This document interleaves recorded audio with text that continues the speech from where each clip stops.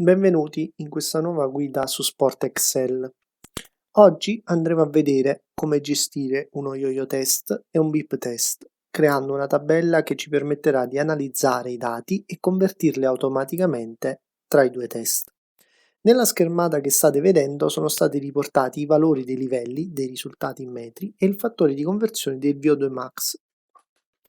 Come prima cosa, seleziono nella tavola di conversione dello yo-yo test la colonna livello da inserire e risultati da analizzare, assegnandogli il nome di yo-yo. Successivamente, sempre nella stessa tavola, seleziono risultati da analizzare e livello, assegnandogli il nome di yo-yo tavola 2.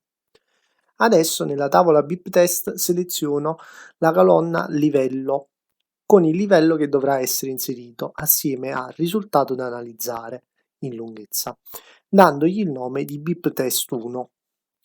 Seleziono risultati da analizzare, lunghezza, ovvero la colonna della conversione in VO2 max e livello, e gli darò il nome di bip test 2.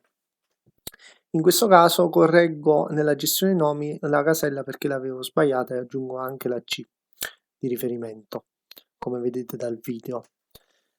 Nella tabella che ho creato precedentemente, in cui vediamo distanza e rank, ovvero rango, andrò a inserire in distanza yo-yo la formula B5 punto e virgola, yo-yo tavola 1 punto e virgola, 2 che è la colonna di riferimento, punto e virgola falso, e la copierò per tutta la colonna, questo usando la funzione cerca verticale.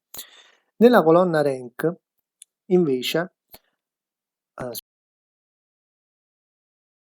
inserirò la funzione rango con la dicitura decrescente per avere automaticamente i risultati organizzati dal migliore al peggiore in classifica, come vediamo dall'esempio.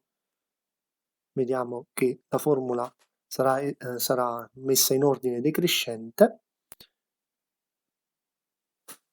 e successivamente vedremo che i valori che vengono assegnati sono in maniera decrescente dal più grande al più piccolo. In risultato medio andrò a inserire la media dei valori in distanza dello yo-yo e del rank. Nell'ultima casella inserirò la ricerca verticale per avere la media dei risultati dei livelli raggiunti dagli atleti. Nel prossimo video andrò a continuare questa elaborazione della tabella. Ricordati che mi trovi anche su Facebook e su Instagram e se il video ti è stato utile fammelo sapere, lascia un mi piace e condividi. E grazie dell'attenzione.